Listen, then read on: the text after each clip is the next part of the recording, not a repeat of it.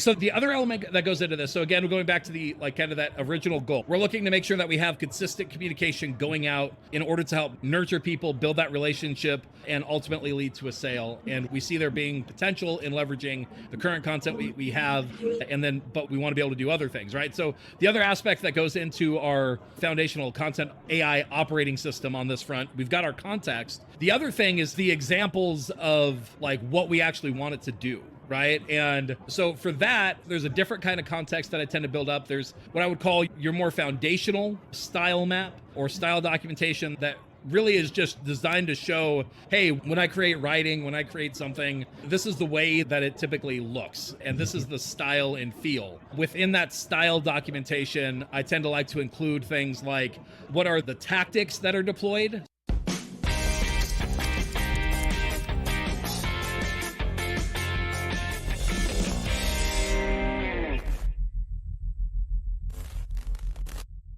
Welcome back to AMP Intel. I'm Zach Hammer, and I got Charlie Madison here back with me again. Today, we're going to be doing an AI implementation audit where we're going to take a look at some stuff that Charlie's got going on. He's going to get some guidance, get some questions answered, and hopefully make some meaningful progress on having a plan of action to better implement AI into his business to, build an empowered team and skyrocket growth and make his operations more efficient. So there you go, Charlie. Welcome back to the show.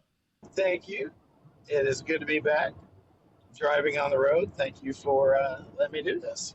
Yeah, awesome. So just to give folks listening context, so really the goal here, Charlie and I are going to work through some stuff together live, get some, give them the opportunity to ask some questions, give them some direct guidance, and that's kind of what we're looking to accomplish here. So, Charlie, one of the things that I want to do to make sure that this is as successful as possible for you, imagine we are 6 months down the road. You've taken action on the stuff that we've put into place, the guidance that you got here. Excellent tips, excellent ideas. You've taken action and you've gotten results from that. What do those results look like? What does success look like at the end of this process?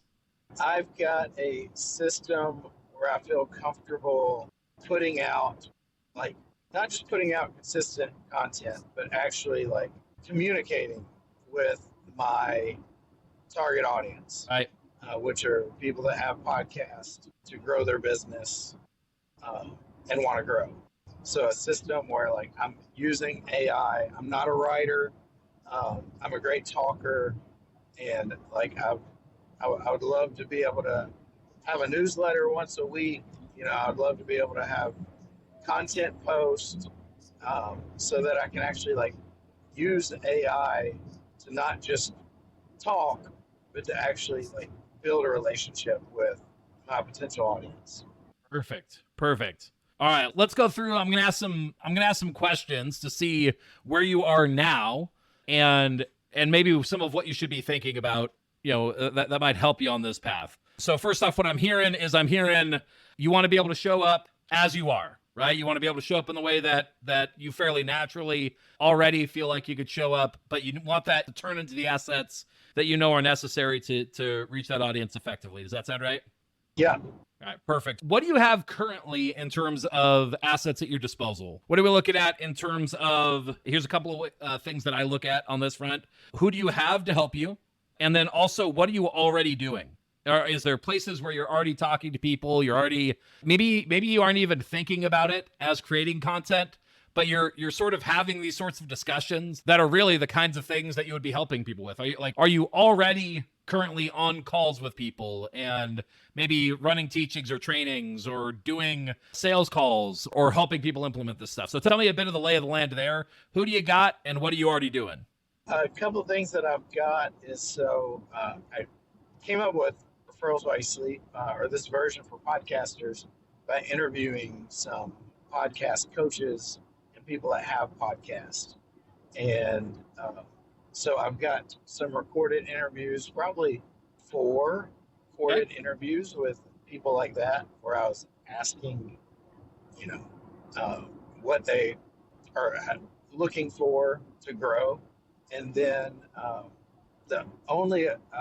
and then I've got a couple calls one-on-one with our friend Adam that runs Podcasting Business School, where we've kind of dove into what's happening.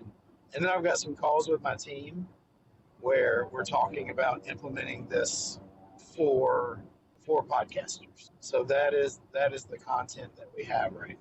All right, cool. So, and that's probably the content that I've got going on right now. Okay, so you've got a handful of interviews recorded. You've got a consistent one-on-one call, right? You cut out a little bit, so I'm making sure I understood all this, right? You got calls with your team. And did I miss anything else? No, that's it. That's what I've got.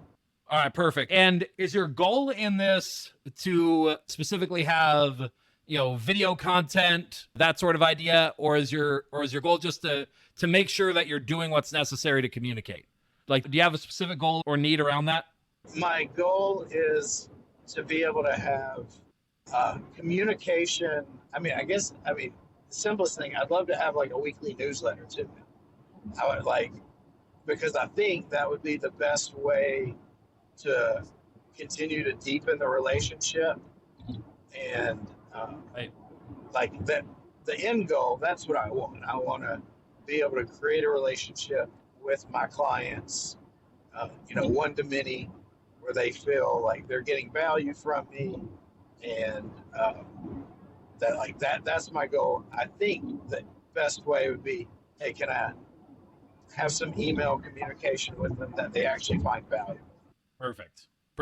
All right, cool. Yeah. So a couple of ideas for you on that then. So one thing, do you currently have like a centralized place where you are building up a library of all of your content, all of your assets, all of your stuff, right? Like the 4 recordings that you have, the recordings from the calls, recordings with your team. Do you have like a centralized place where you sort of know, hey, here's where that is, here's, especially for sake of your team, where like they have access and they know, hey, I could go here and here's where these types of things are found and what they are, and maybe a little bit of language around, what they're about, that sort of thing. Do you have anything like that? What I like to call a content library or content vault? It's not, I've seen yours. It's not organized and tagged like yours. We've just got, most of our videos are in Dropbox or Fathom.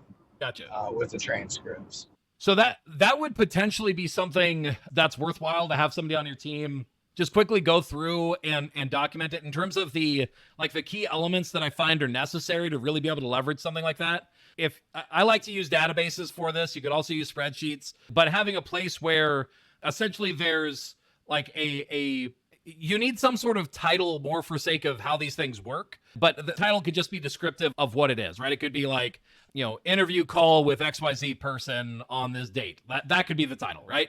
It doesn't need to be something thought out. But typically you want a title, you want a description of what the call was and maybe what was covered in it. You want a link to whatever the recording asset is. And then if you have the transcript, if you could have that in the database as well, or a link to the transcript, that could be really useful. Having the transcript itself in the database can be really useful for building out automations in the future, and it's a really good way to coordinate with your team, but it's not necessary. Essentially, like the short principle of this is that I find that it's really important if you want to build something around your team, having a place where everybody kind of knows this is the one place where we go to find the things, and I have at least enough information about this to know what it is and to understand what I'm looking at, right? And that's where the title and the description kind of come into play. The easiest way to build that out, again, starting with a spreadsheet is really easy. I like to use a database tool. The one that I use is called NoCoDB, but really any database tool can be really powerful for this,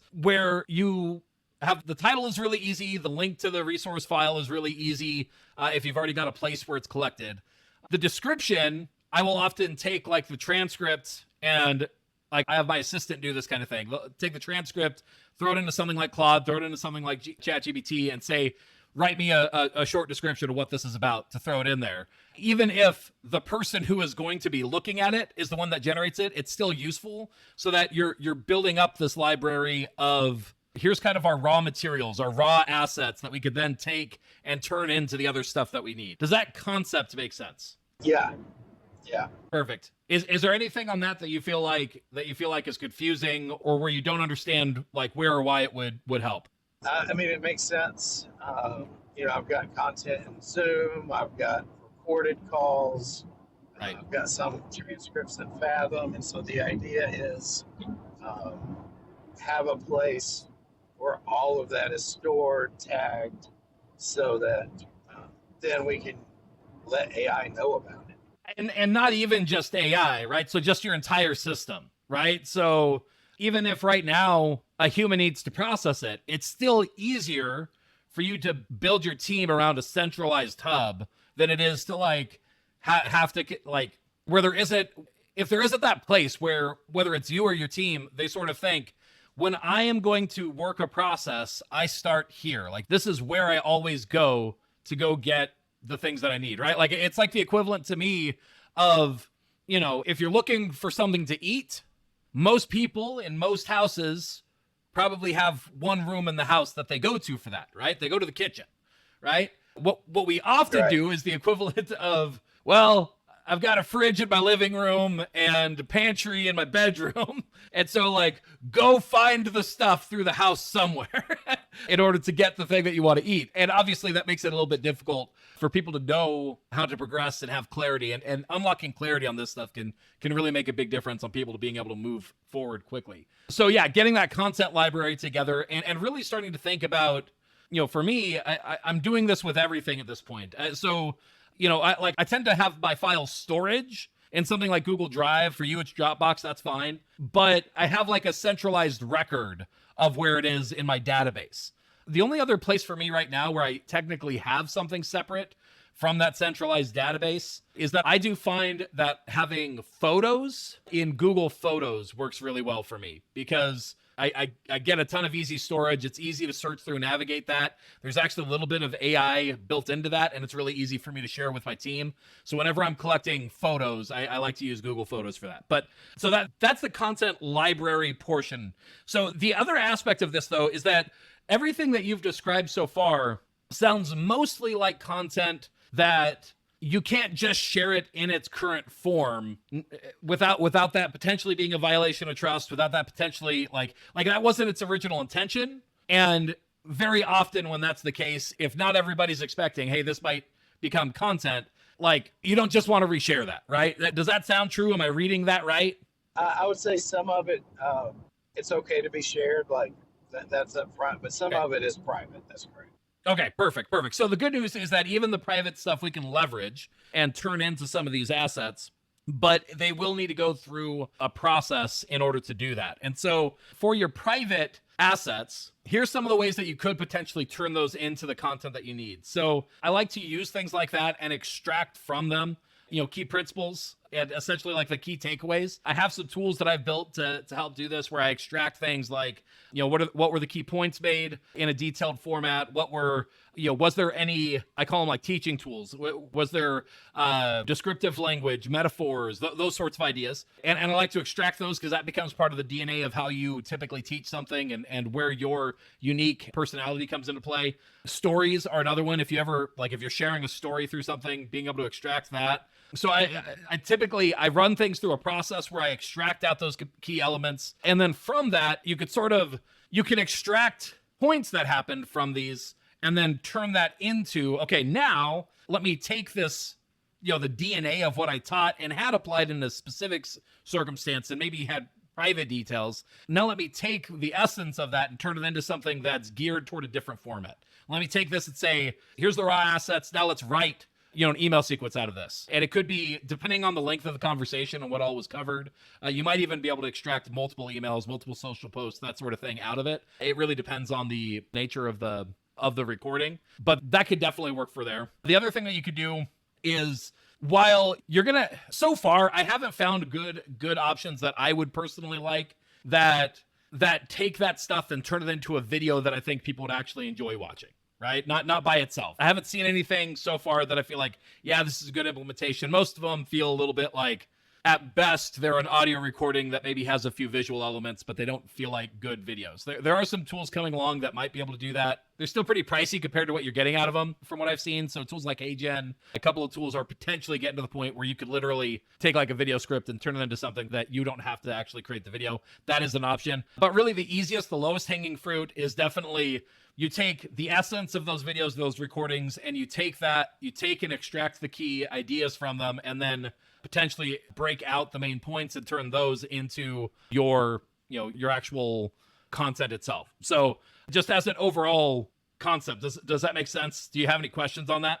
No, that makes sense. Perfect. So the thing that you're going to run into in that process is, in order to take the raw materials and turn them into the rest of your stuff, that's really where you go back to other aspects of really what I would call like a foundational AI operating system for these things. So what do you have built out on that front already? Do you currently have? So there's a couple of things that sort of exist outside of any specific use case, but you end up using over and over and over. That's most often your context. So your context is going to be things like, simple documentation around who you are as a business. Like, what's your company? What does your company do? What are some of your products? That sort of thing. Documentation around that. I also like to have documentation around who are you specifically. Like, and in that, meaning like you as a person. So Charlie Madison, who is Charlie Madison? What have you accomplished? What have you done? What's your story? I even include like personal details as well. Like for me, like the fact that I lived in an RV traveling the country for 5 years, that I have, 5 kids, and like I include things like that, not necessarily because it always comes through in the content, but more so that it's available and ready when it's useful, when it's relevant. And then the other one is documentation around who your target customer is, who your target client is, and things like, as much as possible, like I don't think it's necessary to go super, I don't even know the right word for this, but I don't need to account for every single different type of my customer as much as like bigger ideas around what are the common problems. I might take a specific person in mind and think through the kinds of problems that they're often running into, and maybe going through different stages of the process. Like, is this somebody new? Is this somebody big? Is this somebody with, like, in your case, reaching out to podcasters? Is this somebody with are you going after people with an established show? Are you going after people without established show? Does that even matter? Like those sorts of things. So that's all around your customers or clients. So do you have that sort of information just locked and loaded, documentation ready to go, where you have contextual documents and snippets that you could feed into AI to make sure that it knows who you are, who your company is, and who you're serving? What I do, what my offer is. The question around those context documents and whether or not you have those as assets ready to deploy into AI, things like who you are, who your customers are, who your company is, that sort of thing, where we have it clearly defined in a document that you know where to access, your team knows where to access in order to be able to feed in that context. Do those documents already exist? I've got some of them. I'm thinking about it now. For the podcast specifically, I don't. Gotcha. What I did was I took the interviews that I did with the other podcast coach and said, hey, generate a customer profile based on this. And then I gave them a little bit of information about referrals while you sleep and said, tailor it for this. For the realtors and lenders, I had something that said, explain my background, what I've done in the past. Also had explain my clients, their dreams, their desires, their fears. But I don't have that laid out for the podcasters. Yeah, that makes sense. So what I find on this sort of stuff is like I have strategies around doing any of this. And what I tend to find is it's very valuable to do it foundationally for sake of just always having it ready, having it saved somewhere, and doing some of this work where you've really thought through who these people are, what their problems are, that sort of thing, and getting that documented, but then also having something that already has your company adapted into the specific use case of the specific people that you're looking to serve could be really useful. And over time, these are like, I don't see this as being a thing that you do and it's done and you never. An example of which? Kind of adapting to my company and how it works with that client. Yeah, so I mean, specifically in your case, because I'm familiar with referrals while you sleep. So referrals while you sleep had been presented mostly as a tool for lenders and for realtors. And so a lot of the messaging and marketing around that was around that. But so what I would do is I would say, hey, take this, what we're doing here. Like I'd throw that into AI, take this document about who we are and what we do. And I want you to make it fit this customer profile, because you said you did generate a customer profile. So I want you to make it fit this customer profile. And then in that process, I would probably also like either using voice dictation or typing out some notes, I would say something akin to, here are a few of the ideas that I know are specific. Like I know you've mentioned that you've learned that for podcasters, it's a lot less about just that top of mind awareness and a little bit more about leaning toward downloads, leaning toward view counts, leaning toward those sorts of things, generating emails, right?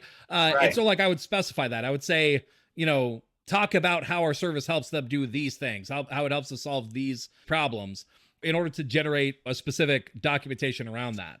Because those sort of details, like really for sake of, you may be able to see pretty readily how a lot of the work looks the same, but you're really providing almost a completely different business to that different audience. And you want AI to be able to be in that mindset of when I'm talking to this audience, I'm really focused on the things that actually matter to them. And even in so much as what does the service do to help them get what they're looking for? Because they're not the same goals. And and having that clearly documented and defined in advance will help. Does that make sense? Yeah. Yeah. So take what we currently have Perfect. and have AI adapted to the new customer.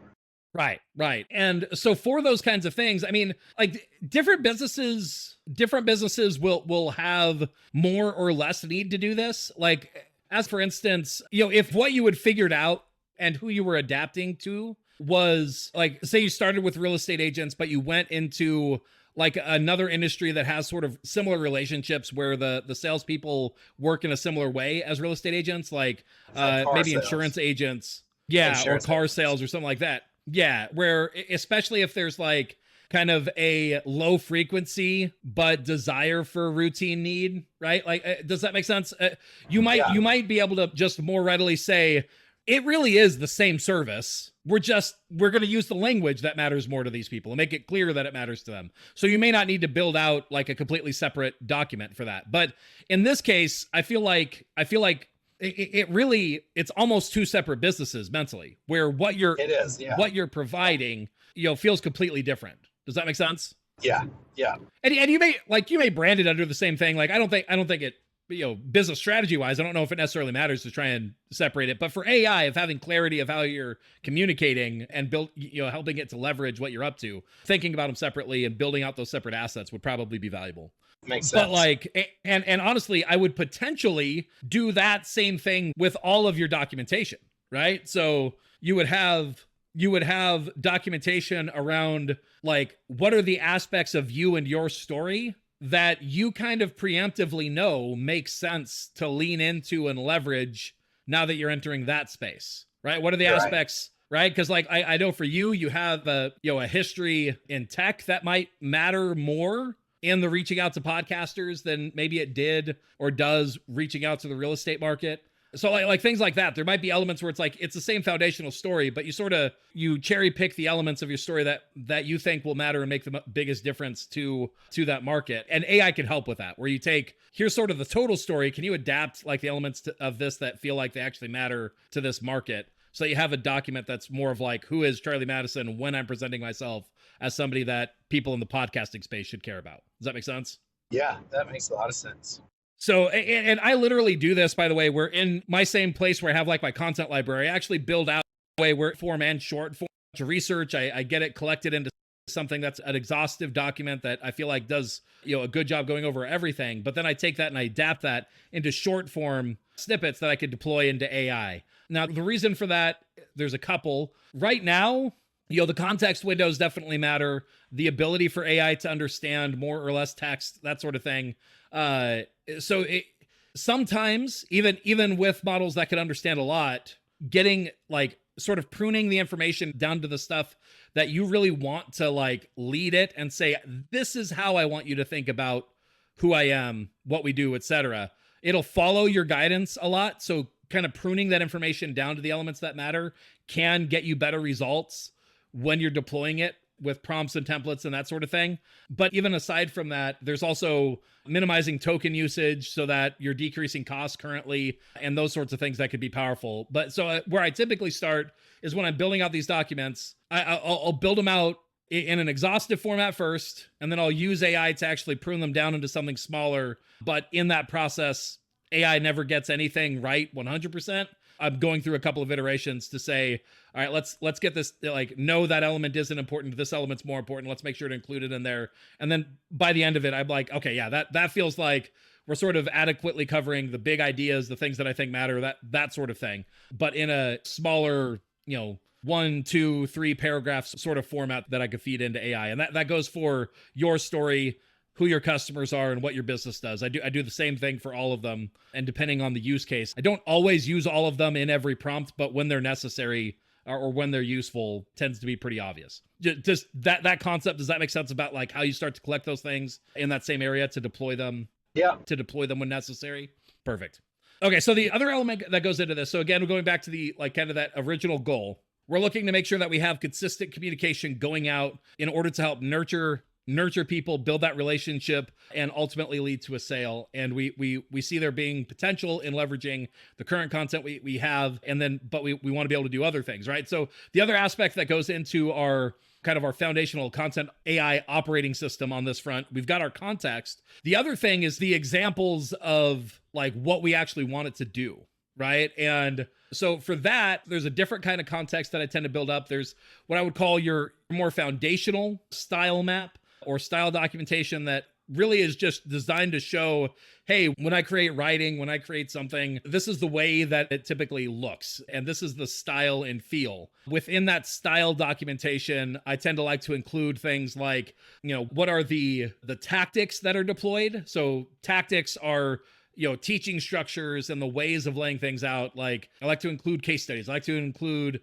stories. I like to include alliteration, like those sorts of things where the point of the thing being in there is a strategic decision rather than just a preferential decision. Okay. So I like to have that in there. The other thing that I like to have in there is I like to have information about the tone, where it's more so just giving a description of, do you tend to like to write things or like a style that feels more sarcastic and witty, or do you like something that feels more authentic and friendly, right? And there isn't exactly a right or wrong answer to that. It's really a matter of preference and just conveying what feels right to you. And then ultimately you got to test everything, but that's the tone. And then the other thing is around formatting. So formatting is really, the way that I like to define it is, if it involves clicking buttons on a mouse or a keyboard in order to do the thing that you're looking to do, that's what I'm including in formatting. So do I use bullets? Do I use emoji? How often do I use emoji? Those sorts of things, where it's not exactly tone, which is how things feel.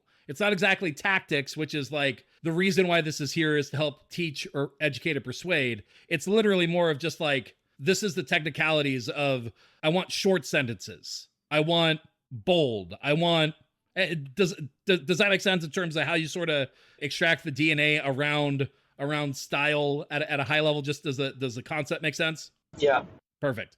And so what I find is that I often need to adapt those style documentations into the different formats that I'm deploying on. So it's not always big changes when going from format to format, but having different style maps for different formats can be really useful. So my style map for an email might look completely different than my style map for a Twitter post. And it might look completely different than a style map if I was going to build a style map for like a video script or a video outline. Right? Does that make sense? There's probably some level of bleed over, because the way that you sound on video shouldn't feel completely out of place for somebody to get an email from you if they've been hearing from you on video. They should feel like they're the same person. They should feel the same, so that you don't have a disconnect. But you can't say emojis and you can't say bullet points. Right. So there's going to be aspects in order to convey the differences in different formats. You'll have different specificity. So I do often have multiple style maps depending on the thing that I'm doing, but they're often based on sort of the same foundational DNA around who I am and how I like to communicate. Does that make sense? And so if I don't have, I'm not a writer, I'm great at like talking, doing video. I don't really have a preference. I would just so should I feed AI transcripts, or should I find them like the 131 method by this one writer? Like, how should I decide something that, sounds like me, but I really don't care as long as the essence gets across and my clients like it. Yeah, so ultimately, that's where testing and your expertise do ultimately come into play of figuring out what elements do matter, what elements don't. Again, there's like some foundational strategy ideas around even if somebody writes an email that's an amazing style email, it may not work well for you if it feels like a complete disconnect from what they hear when they're listening to the videos or when they talk to you, right? And so making sure that those align, that could be powerful. So strategically, like, how do you do that? One of the ways that I've done this that I really like, your transcripts can be really useful for extracting some of those elements. You're going to be able to extract things like how you typically teach things, how you typically describe things. Some of those elements will bleed over into how you would write about them as well. The tone will really come through how you talk, like how you voice things. You can extract tone from that pretty well as well, so that you could get that into your writing. But the other thing that I've learned too is that there's also an opportunity to improve on aspects of ourselves. This is where there's a little bit more of an art of you sort of massage it and feel and get a feel for it. But like in general, and typically long-winded, it's hard for me to do short explanations. It's hard for me to voice something completely succinctly. I have to really work at that. And so I leverage things like video in order to have my ideas flow naturally. But then when I turn them into a written form, I don't try and keep the written form long in the same way. I do like it to be made more succinct. I like it to be really like the amplified version of myself. That, that's part of the reason why I call this stuff amp intel or amplified intelligence, is that it takes the DNA of who I am in like the parts that matter, but allows it to become its best, most actualized version as well. And so one of the ways that I like to do that is if there's somebody that I know like does something really well, like one of my favorites is actually Justin Welsh. I really like the way that Justin Welsh writes. And I've also done this with Dean Jackson's stuff as well. I really like the flow and the feel of how Dean Jackson writes emails. So I'll take those as a starting point and I'll say, like, look at these as like a wireframe. Look at them as a tactical structure, right? So going back to that style map idea, I'll tell AI, I want to look at the tactics and I want to look at the formatting. Okay, take those and extract those for me, and let's build documentation around that. But then I'll replace tone with tone that sounds more like me, where maybe it includes elements of my humor. Maybe like I tend to be more jokey. I tend to be more upbeat about things, and maybe like including elements of that. I like to include elements of that in my writing. So I'll take kind of the structural concepts from somebody else and feed that into AI and have it extract it, and then feed back in, but pull in my tone, pull in this. And it does tend to take kind of some rounds of iteration for it to really get those ideas. But strategically, that's how I have to do that. And you might find that there's a couple of things where you sort of say, hey, I really like the way that this person, like the way that they leverage, stories or something. But I really like the way that this person starts their blog posts or whatever, right? And so you can also do that too, where you sort of look through and you just ask yourself the question, what do I like about this? What stands out about this? What do I feel like is powerful about this? You can take those elements and use AI to sort of essentially rebuild from the best of everybody the thing that you like. And that's when you're starting to really have a clear understanding around what are they doing? What do you like about it? Being really introspective and really thinking through that. If you're not there, where you don't have that clarity around what might matter or not, then you could keep it simple and really like feed in some examples of what you like, plus your transcripts, and sort of ask it, say, hey, like create something that feels like a blend of these, and then look and see what that looks like. Does it feel good? Does it feel right? If so, you could start with that. Ultimately, where you really gain the expertise is by starting to be able to compare strategies against each other to see what's working or what's not, because that's really what matters, right? Like getting past the blank page is really powerful, but AI is not going to be able to take what's working for somebody else and just give it to you and have it definitely be a great strategy. It's just going to be able to give you a starting point.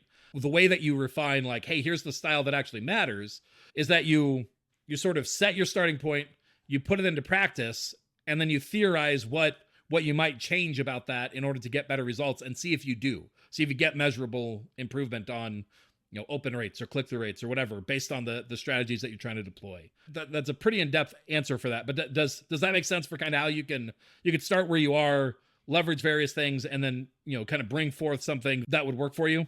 Yeah, what I heard was if I don't have a preference, I can get AI I can give it some options. And just one of the cool things about AI is it can switch between all the different styles and find which one that works the best and Right. keep testing against it until I've got a good enough control. Yeah, exactly. And you may not have a preference in the sense of like how to describe this, because you almost definitely have a preference, right? In terms of you are likely consuming some form of content more than others, and you can always start there, right? You can always say, for better or worse, I at least like this. Now, what you might be acknowledging is you might be saying, I don't know if this I don't care if it sounds like what I like to read. I care if it gets the end result. Right. And so really you could go about that from two standpoints. You could just start with the standpoint of building your control around what you already like and go from there.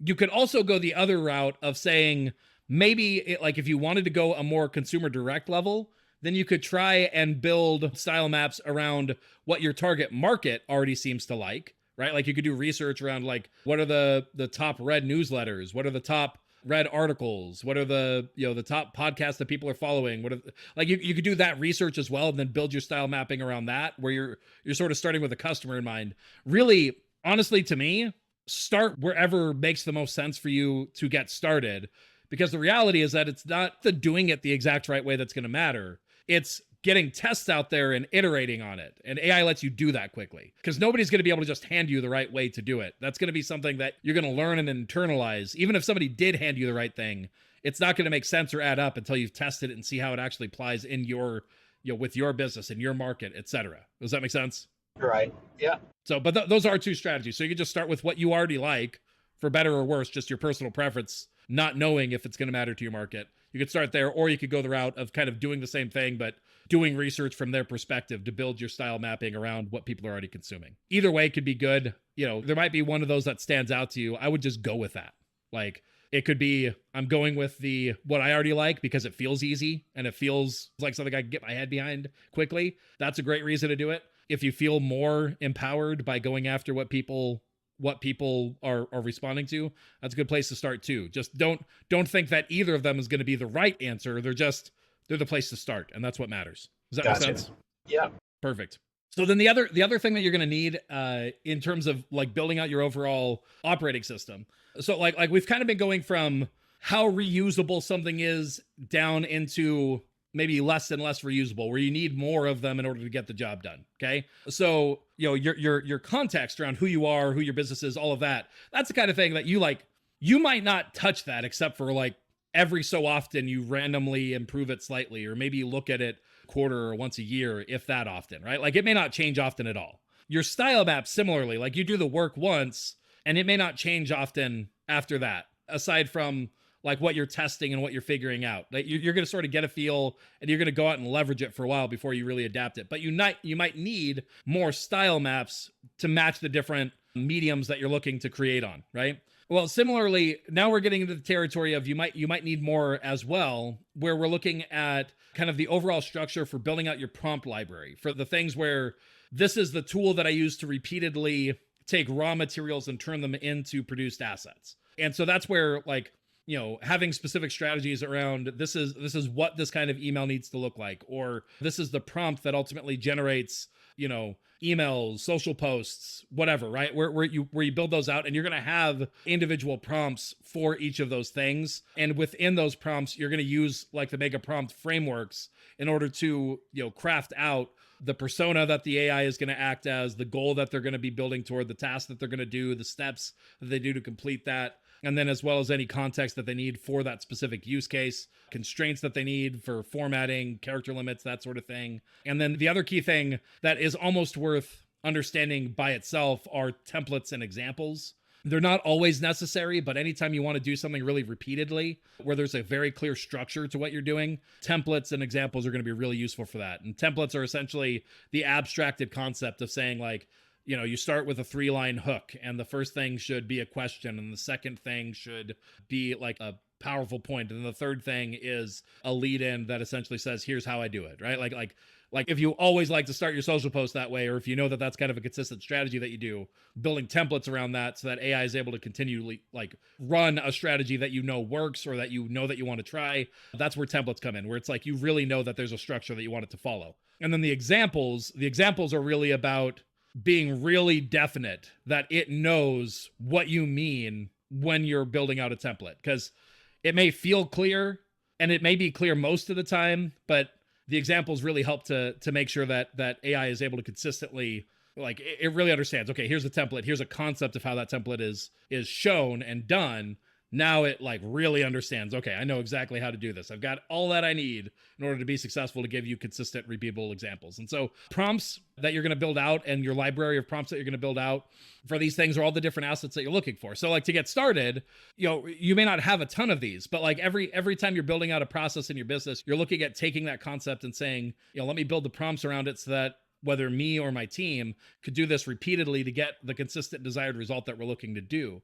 So you would have your prompts that you leverage, your tools that I build out and I provide in like our AMP Intel Elite program, where you have, your prompts that you use to extract the key elements out of transcripts, and then your prompts that take those key aspects and adapt them into a newsletter or adapt them into a social post. Or another idea that I would have for you on this topic would be, you take what you've done in your one-on-one recordings that might be private, but you extract out those key elements so that you can now turn that into a video script or a video outline that you can record with the intention of it being public, where, it knows to remove private information and abstracts it so that you can convey that content more in a format that's designed to be public facing. And for each of those use cases, you would essentially, you pair one prompt to one outcome, right? Like a newsletter, social post, etc., where you're defining like what are the inputs and then what are the outputs. Does that make sense? Yeah.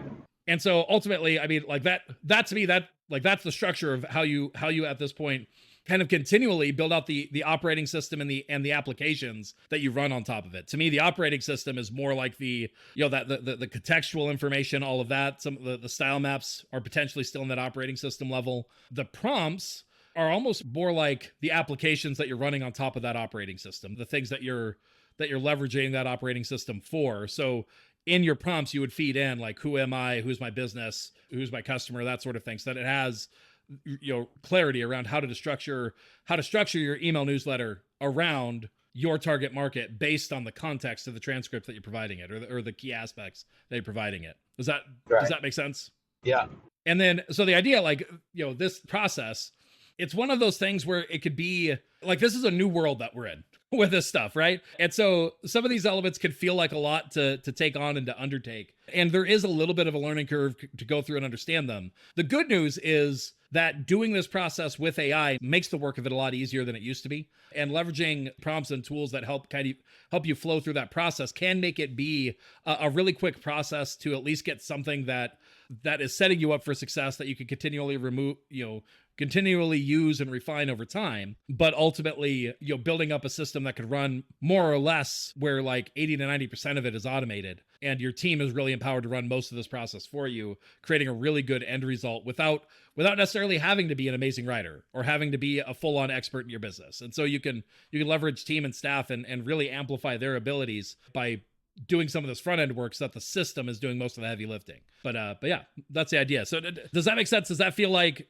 we started with the idea of, we want to build, a process. We want the outcome to be that we're able to, communicate consistently to our list in order to ultimately build those relationships and drive towards sales. So you can leverage what you already have in terms of content that you're already creating in order to create newsletters and written assets, as long as you have like this place where you're collecting those transcripts in your content library, leveraging your AI operating system to process those raw transcripts into, usable assets to deploy like newsletters by running them through, an AI operating system that foundationally has your context and your prompts that can transform that stuff into what you need. And so that's the process of building that out.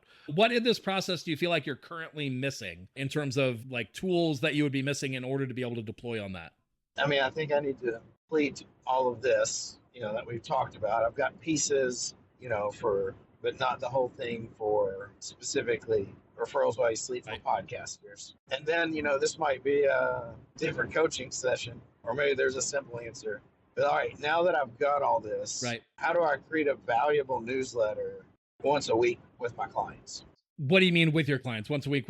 Meaning going out to your clients once a week? Clients, like an email that once a week they would see as valuable and would actually like build a relationship with them for, you know, my ideal clients. They're like, man, this is really valuable. I'm glad I got it. Yeah. So I mean, the nice thing about what you have and what you're doing is that you have a service to offer to make this process easy, right? So whenever that exists, just this is more business strategy.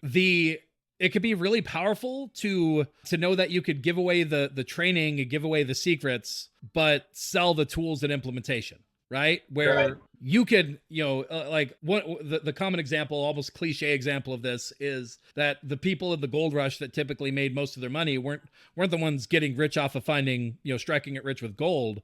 More often it was the people that were selling, the pans, the pickaxes, and the denim jeans to the people that were, coming through in the gold rush, right? So similarly in this process, you would almost be serving the role of like, I'm not trying to get rich off the gold rush. What I'm going to do is I'm going to teach people all the secrets of how to mine for gold, how to do that successfully, what the strategies are that works. And hey, lo and behold, I have tools and systems that help you to implement all of these things that I'm talking about you doing. And so in terms of what would be valuable, I think that's kind of the key there, is that you could be showing a combination and a mixture of, through your newsletter, show stories of people that are getting results and what their story looks like in order to get results from what you're up to. Share the teaching and the training and the tactics around, like, why does what you do work? How does it work? That sort of idea, tied in with some of the proof that it is working. And then ultimately for you, that as people start to align themselves where they see what you're teaching makes sense to me, I feel like it could work for me. Now they hire you in order for it to be easy, right? And so I think with that desire in mind, literally, that's what you start structuring your prompts as. You say, like, that's one of those elements that I very specifically include in my prompting, because that's the thing that matters to me, is that I specify, like, I want somebody to feel like this email is valuable, even if they don't sign up for my service. Right? I want them to feel like this email, if they read it, adds value to their life or their business, helps them move closer to their end result, even if right now they decide it's not the right time to hire me to help them do it. Right. So I often include that sort of language in my prompts so that the end result is an email newsletter where, regardless of if they take action, they feel like they've at least learned something. They've got a new perspective. They've got a better way of thinking through things. They're walking away with something. And it's typically not too hard to make that happen, as long as you make it clear that that's what you're looking to convey. You're looking to convey something that's valuable regardless. And for a newsletter, that tends to be useful. So literally, when you go through and when you extract out the key ideas from those calls that you're doing, chances are you're teaching things fairly naturally, or you're talking about something as more of a default, when it could literally just be restructured as like, hey, here's what this is and why it matters. So it's presented as more of a teaching or a case study or that sort of idea. And people will find value in that in order, to gain perspective, gain strategy, that sort of idea. And extracting those key ideas out of what you already have will pretty readily flow into a newsletter that accomplishes that goal. But as long as you define that, as long as you say, hey, I want this to be valuable regardless, it'll often come through pretty naturally. Does that make sense? That's awesome. Perfect. Yeah. Perfect. Yeah. So, and literally, like, that's kind of the key to me. Is it's always my question after, because like that's a principle that matters to me. So it's always a question when I review the outcomes of like what my prompts are doing. I ask myself, like, do I feel like somebody could walk away with reading this post, reading this email, joining this call, being on this webinar? Do I feel like they could walk away with something that they are better off for having been on it than if they had skipped it, right? So like, I never want my webinars and that sort of thing, I never want them to be exclusively sales pitch. I want them to be, let me help you and then show you how, if you want to get even further, quicker, faster, better, you probably want to align with me, because I'm going to help you be able to do that more effectively. Like, that's really kind of the key, is that I say, hey, if you want to go even further, if you want to go faster, if you want to have more help, more hand holding, here's where I could help you do that and how much it costs. Does that make sense? Yeah. Perfect. But yeah, leveraging that, you should pretty readily be able to take the raw assets of anything that you're already doing and turn it into that. And then the only other thing that might help you, down the line, I do find it takes more processing to turn something that wasn't intended for public consumption into something that is intended for public consumption. So it might be worthwhile to include in your mix some sort of strategy where you're taking the stuff that wasn't intended for public consumption in order to create something that makes more of a public feeling thing feel easy, right? So creating outlines, creating, where it's like, here are the topics that you talked about that might make sense for a show episode, a blog article, etc., where you're using it more for inspiration rather than necessarily expecting it to create the end product out of it. You could get the end product out of it. It just typically, you need to build more of a process where it might be that you would end up with a better result if you use it to extract inspiration and then you just directly create a show episode or something that's geared around that topic. And again, it ultimately goes back toward use AI to allow you to show up the way that you are in whatever ways feel easy and feel natural, because that's really what it's unlocked for us. It's unlocked the ability to build systems around who you are. So if you feel like it feels easier to just take those recordings and use AI to process them, then go that route. But you might find that it feels easier to take those recordings, extract key ideas, and then create content around that. Does that make sense? Yeah, I like that. Perfect. Cool. So there you go. What do you feel like you have kind of a plan of action that you could take in order to leverage building out an AI operating system now that would help you accomplish your goal of being able to kind of show up as you are and have the assets that you need to consistently communicate with the audience that you're looking to nurture with like a weekly newsletter? Yeah, I feel like this is a good step-by-step system. Well, there you go. Glad to be able to help you there. So I think that's probably a good place to call that one. Yeah. Any final words or thoughts on that process overall? What stands out to you as being the most beneficial or most helpful in the process? I mean, you're so good at like taking all this esoteric stuff and putting it into a nice step-by-step system.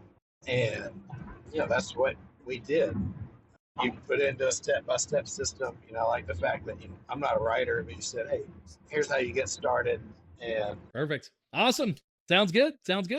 Well, there you go. So that is a wrap for this AI implementation audit with Charlie Madison. Charlie, thanks so much for coming on and giving us the opportunity to take a look at your business and give you some honest and hopefully insightful feedback on some next steps for you. Well, until next time, we'll catch you guys on the next one. Thanks for tuning in to the Real Estate Growth Hacker Show. Remember, done is better than perfect. To turn the marketing ideas and tactics you just learned into real growth for your real estate business, visit us at realestategrowthhackers.com. If you like this episode, consider sharing it with another real estate professional who could benefit from the information, or maybe you'd like to subscribe to the show to never miss an episode. You can leave a rating or review on iTunes with your biggest takeaway, helping this show to reach and help more people just like you. Thanks again, and we'll see you on the next episode.